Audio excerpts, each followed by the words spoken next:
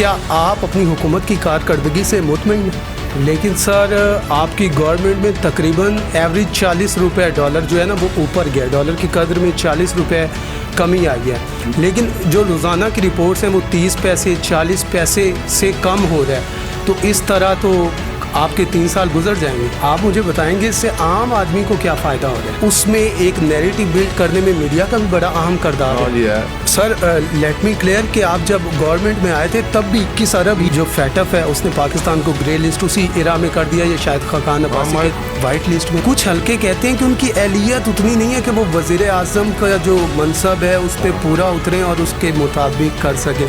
Sir थोड़ा सा मुझे एक्सप्लेन कर दें। अस्सलामुअलैकुम, मैं हूं असद इम्तियाज़। आज हमारे साथ एक इंतहाई अहम सियासी शख्सियत मौजूद हैं, ग़ुलाम मोइनुद्दीन दीवान साहब, सदर PTI लाहौर। आज हम उनसे हुकूमती कारकर्दगी के बारे में कुछ पूछेंगे और कुछ लेजिस्लेशन लाई है गवर्नमेंट जो है उसके बारे में उनसे बात करेंगे। कैसे हैं सर? जी अल्लाह का शुक्र। सर सबसे पहला मेरा सवाल आपसे ये है कि क्या आप अपनी हुकूमत की कारकर्दगी से मुतमईन हैं? जी हाँ, जिस हालात में हमें हुकूमत मिली है ना उसमें ये बहुत बेहतर जा रहे हैं इंशाअल्लाह ताला। हमारी जो इंपोर्ट थी वो 60 अरब थी, एक्सपोर्ट थी हमारी 20 अरब, तो 40 अरब का डेफिसिट था।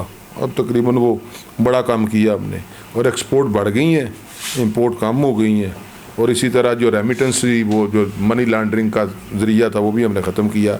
अब डॉलर हमारे पास वाफर हैं और आहिस्ता आहिस्ता डॉलर आ रहा है नीचे। जब डॉलर नीचे आ जाएगा तो महंगाई खामखा जो ख़त्म होगी थोड़ी। लेकिन सर आपकी गवर्नमेंट में तकरीबन एवरेज 40 रुपये डॉलर जो है ना वो ऊपर गया, डॉलर की कदर में 40 रुपये कमी आई है। लेकिन जो रोज़ाना की रिपोर्ट्स हैं वो 30 पैसे 40 पैसे से कम हो रहा है। तो इस तरह तो आपके 3 साल गुजर जाएंगे, फिर जाके वो कवर होगा, तो उसका आपको पॉलिटिकली नुकसान नहीं होगा? देखें जी, जो काम भी मुल्क की भलाई के लिए करें ना, जो लेट आवर में फ़ायदा देगा, ये कौम समझदार है। इस बात से कता नज़र के जो फौरी होते हैं ना दिखा के वोट लेने वाले, वो बेहतर नहीं होते। हमारे मंसूबे जो हैं आप पूरी कौम देख रही है, 17,000 मेगा बिजली का हाइडल का प्रोजेक्ट लगा रहे हैं।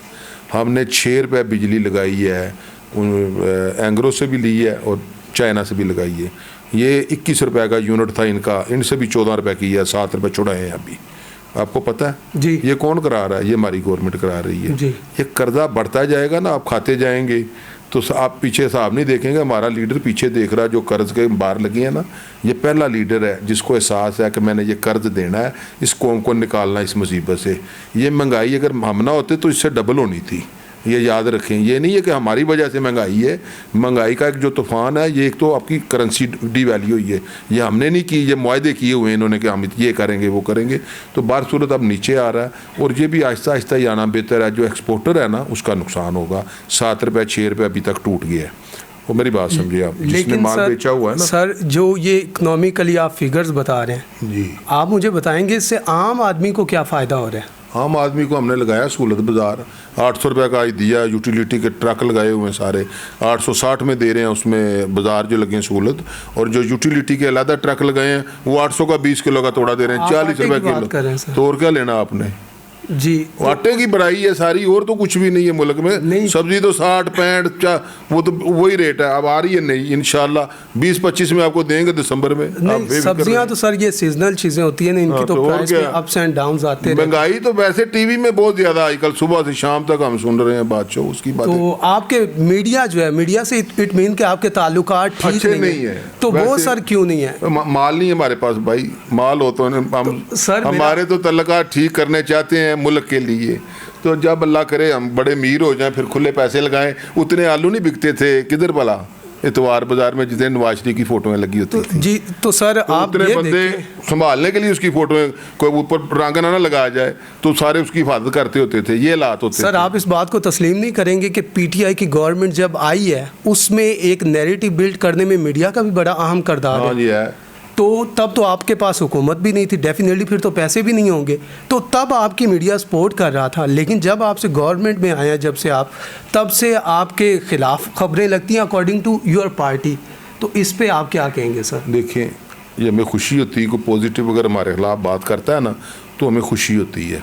जो हमारी कोताहियाँ कमियाँ अगर वो पॉजिटिवली करते हैं तो हमें उसको जो है ना कम्पीट करना है, बेहतर करना है। तो मैं ये समझता हूँ कि अगर अच्छी अपोजिशन भी ये करे पार्लियामेंट में भी, और जिस मामलात पे कोई कमी देखे हुकूमत में, वो करनी चाहिए। आप देखें हमारे रिजर्व आज 21 अरब हमारे पास मौजूद तो है। सर लेट मी क्लियर कि आप जब गवर्नमेंट में आए थे तब भी 21 अरब ही नहीं थे, 13 थे सर। नहीं 21 अरब रुपए थे। मुझे सर पता आप है, गूगल कर मैं पहले नवाज शरीफ के दौर में ना मेरे अपने कोई थोड़े बहुते डॉलर थे ज़िंदगी में, जो पूंजी थी सारी ले ली थी इन्होंने, वो ज़ब्त कर लिए थे। फिर 40 रुपये के हिसाब से पैसे दिए थे, मैंने 44 रुपये के लिए हुए थे।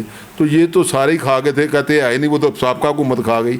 हमने किसी का कोई डॉलर नहीं लिया, किसी से कोई ऐसा बदमाशी नहीं की, स्मूथली बिजनेस चल रहा है।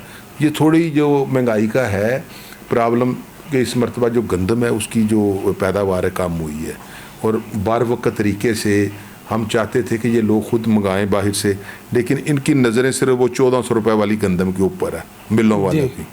और मैं ये समझता हूँ ये 1400 रुपये वाला भी जो काम है ना, ये गलत है। ये इनको 1800 से कम नहीं देनी चाहिए, और नेक्स्ट के लिए भी 1800 रेट कर देना चाहिए, ताकि ज़िम्मेदार गंदम लगाए, ताकि अगले साल हमें 22 टन मंगानी पड़े, हमें बाहर भेजनी पड़े। अच्छा सर, आप 2018 में हुकूमत में आए जी, उसी वक्त जो फैटफ है उसने पाकिस्तान को ग्रे लिस्ट उसी इरा में कर दिया, या शायद खाकान अब्बासी के इरा में कर दिया? नहीं हम आए तो तब ही किया ना उन्होंने, मतलब पिछली हुकूमत की कारस्तानियों की वजह से। ठीक है। लेकिन 2 साल में आपकी हुकूमत ऐसे इकदाम क्यों नहीं कर सकी कि पाकिस्तान वाइट लिस्ट में आ जाए? 27 में से 21 तो हमने कर दिए जी। वो 21 आपने देखा ना कितना शोर था, ये मनी लॉन्ड्रेड क्या कर रहे थे उसके अंदर, देखा ना कैसे धमाल डाल रहे थे। ये उसी की बीमारी लगी हुई है इनको।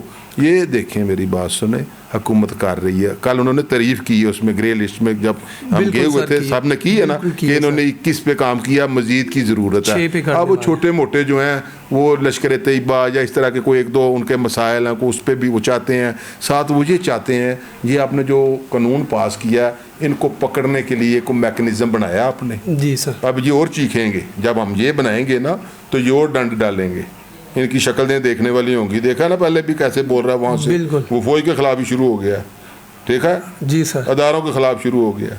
ये तो इनकी सियासत है, और शाम को पाँव पे बैठ जाते हैं, ये हम कुछ करना चाहते हैं तो इनकी क्या बात करते हैं। लिहाजा हमारा जो लीडर है ना, जो उसने स्टांस लिया था इनको छोड़ूंगा नहीं, इनको रुलाऊंगा, वो गाना भी थे, सुना था ना आपने, बिल्कुल कर रहा ना वो। अब बाकी आपको भी बेहतरी करेगा इंशाल्लाह, आप घबराएं नहीं, ये माल नहीं बनाने वाली शख्सियत है। नहीं सर, काम करने जो वज़ीर आज़म है उनकी ईमानदारी पे तो किसी को शक नहीं है, उनकी नीयत पे भी किसी को शक नहीं है। लेकिन कुछ हल्के कहते हैं कि उनकी एहलियत उतनी नहीं है कि वो वज़ीर आज़म का जो मनसब है उस पर पूरा उतरें और उसके मुताबिक कर सकें।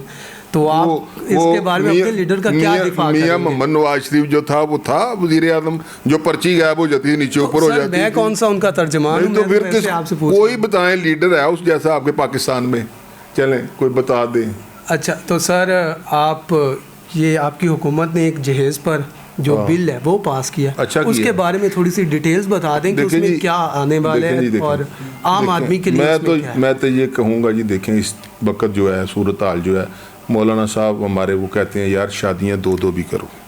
बिल्कुल, एक तो शादी आसान हो, बिल्कुल सर, एक सस्ती हो। देखो मस्जिद में हो, देखो मस्जिद में हो, हम लोग या कुछ मजबूर हैं हम घरों से अपने कि वो जहेज का वो सिस्टम, मैं कहता हूँ ये बिल्कुल सिंपल होना चाहिए। ये अच्छी बात है, अगर लोग इस पे अमल करें तो इनकी बच्चियाँ भी ब्याई जाएँ, इनके बच्चे भी ब्याए जाएँ, खर्चे में ना हो।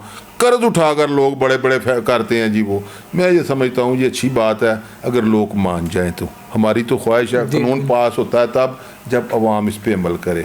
तो मैं ये समझता हूँ कि अगर 20-25 बंदे आ जाएं, इतने बंदों को खाना और वलीमे वाला का असल तो रोटी खिलानी होती है उसको, दूल्हे को, बिल्कुल कि भाई वो रोटी खिलाए कोई 40-50 बंदों को, जितनी उसकी हस्बत तफीक है वो खिला दे। सर मेरा आपसे आखिरी सवाल है और ये मेरा ज़ाती सवाल है, और ये मेरी डिज़ायर थी कि मैं किसी भी PTI रहनुमा से मिलूँ तो उनसे सवाल पूछूं। क्या आप समझते हैं कि उस्मान बुज़दार को 11.5 करोड़ आबादी के सूबे पे, दुनिया के 127 मुल्कों से बड़े सूबे पे ला के फाइज कर देना बतौर वज़ीर आला, और वो बंदा पहली दफ़ा MPA बने, ये दुरुस्त फैसला है? अच्छा फैसला सर, थोड़ा सा मुझे एक्सप्लेन कर दें। वो अच्छे तरीके से फॉलो कर रहा है, हमारी जो तरजीहात है काम हो रहे हैं ठंडे ठंडे।